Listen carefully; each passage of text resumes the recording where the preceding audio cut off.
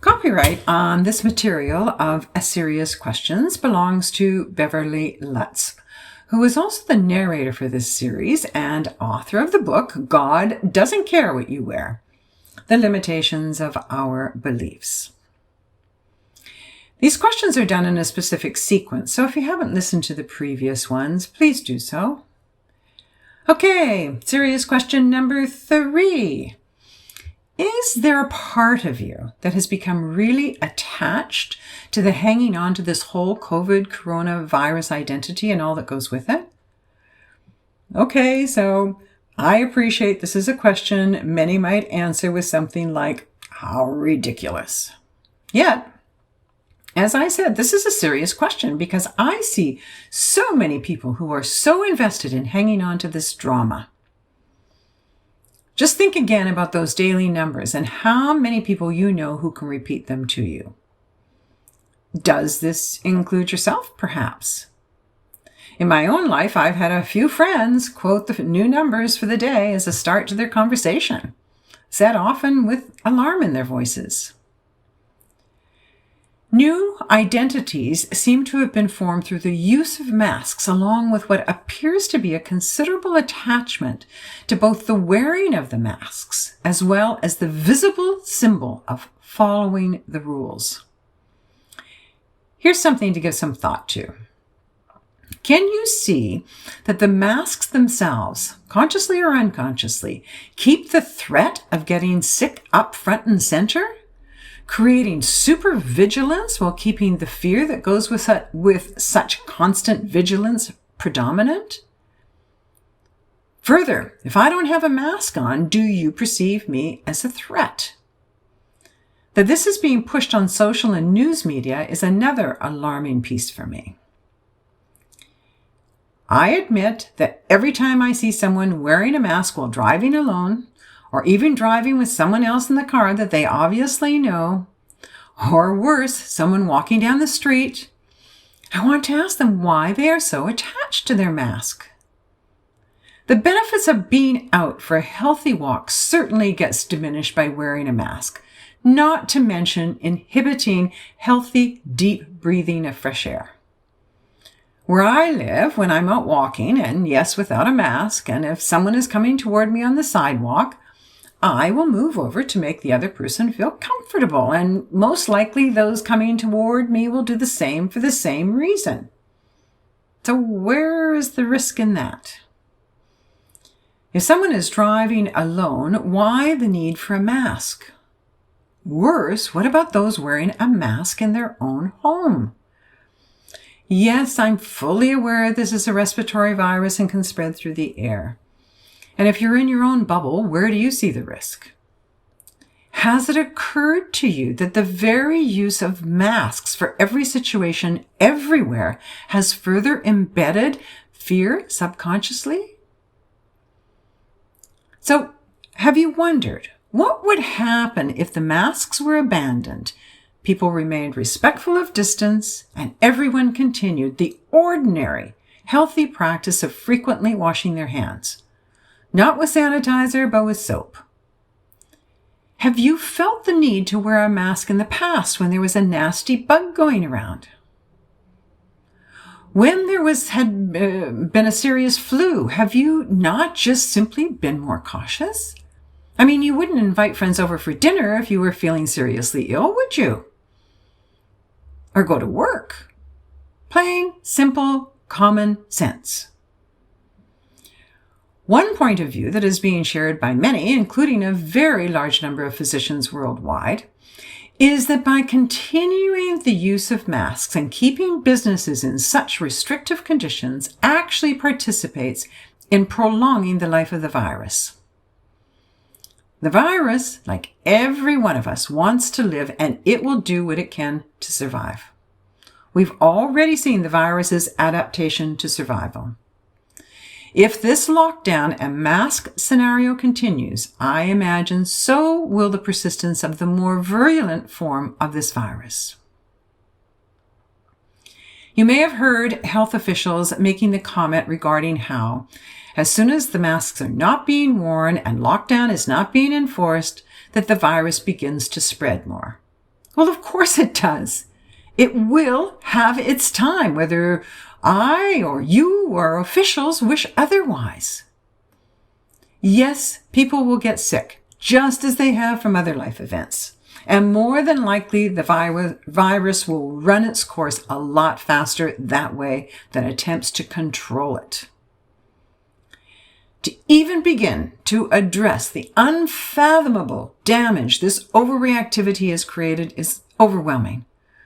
From the indescribable destruction of countless lives, from financial loss of good, solid businesses and employment, to the highest numbers in recorded history for suicides, to the over doubling of drug overdoses, not to mention the societal damage that will, I imagine, reverberate for many, many years to come. Could it be that this long-term damage is directly due to the overreactivity and fear-producing drama that has been made of this situation, rather than the virus impact itself? According to the National Geographic in December 2020, COVID-19 could push 100 million more people into poverty. And it is estimated 1 out of 6 Americans could go hungry if these pandemic measures persist. Separation is a grave concern for me. As humans, we strive for and thrive on connection. What has been created through this current, contrived or otherwise, situation is completely against human needs. Younger children are being told they need to stay separated in order to be safe, that contact with their friends is dangerous. A both false and very dangerous point of view. No thought seems to be given by the majority to how this will translate out in years to come in terms of these children being able to build healthy relationships. I just heard of a 9-year-old whose parents are going through divorce, which is a challenge all on its own for children, now added to by the current situation. He started to self-harm. He's run away a couple of times, and he has even attempted suicide. This is a 9-year-old. He is desperate to be with friends, feeling some connection, to attend school and socialize, not locked down, isolated, and sitting in front of a computer for hours for his schoolwork. Teens are suffering tremendously from the restrictions, hence their rebellion. While many younger adults are feeling a hopelessness and despair and are speaking out against the restrictions through their actions, many others have succumbed to incredible fear from following mass thinking, like sheep. Many adults, all ages, are having the same experience, suffering in various ways from the separations and restrictions. While the impact is certainly not restricted to any group, those in care homes have been suffering terribly, not being able to see the few people in their lives that they love and need to see. They are lonely, sad, and tired. Besides having an uncompromised immune system by virtue of their being in a care facility, I imagine despair of the isolation has contributed hugely to further weakening their immunity. Perhaps instead of falling into the fear pit, which absolutely weakens your immune system, how about giving some thought as to how proactive you are being about your own health? What are you actively doing daily to keep your immune system healthy? Healthy individuals' immune systems are able to handle this virus, by and large. And remember, the vast, vast majority survive. Ask yourself, how addicted have you become to this situation? For starters, stop being addicted to the news. I know, I understand you want to see what's going on. So one thing I'll do is turn the TV on, put it on mute, look at the headlines at the beginning of the newscast to satisfy my curiosity, and then avoid listening to the parts around the virus and vaccines in particular. It's the need to know piece that I'm suggesting you pay attention to. As I asked way back, why is it that you want to know the numbers? If you're enjoying another day on beautiful planet Earth, enjoy it fully. Remember, fear is a far more potent virus than any organism. And our minds do tend toward the negative. So creating a shift in this can be as simple as changing your response to life through your words to yourself and others. Enhanced emotions, uplifting ones, such as gratitude, joy, love, abundance, wonder, appreciation, trust, connection, are powerful tools. Notice your use of words. Shift what could be to what is in this moment. This simple piece alone is incredibly powerful. Feel the joy of simply being alive in this moment. Negative emotions most often participate in reactivity, whereas responding is just in being with what is happening, without judgment or of making it good or bad. It's just being okay with what is. Our modern world has become quite addicted to drama, to reality shows. The why behind this brings up a whole series of questions that perhaps I'll deal with in another podcast. And for now, are you willing to honestly self-examine, to look and see if you have any attachment to this current drama? Is there a part of you that feels more alive because of this drama? With your new identity of wearing a mask everywhere, of wanting to show your conformity, of having something new to focus on? Ooh, some juicy questions here. In time, most likely, the majority of us will get this virus, whether it's the original strain or one of the mutations, with symptoms or not. And by then, as seen throughout other seasons of other viruses, these strains are apt to be much less virulent than the current strain. Now, ask yourself what's your level of self-responsibility in terms of staying as healthy as possible. If you don't want to listen to this short section and want to continue, I invite you to skip to serious question number 4, which is definitely apt to be the most challenging. And if you're interested in a few health tips, here are a few basic, easy to do things that will help keep your immune system strong. For starters, make sure you're getting enough rest and do your very best to be in bed by 11 p.m. latest, and get a minimum of 8 hours sleep during health challenging times especially.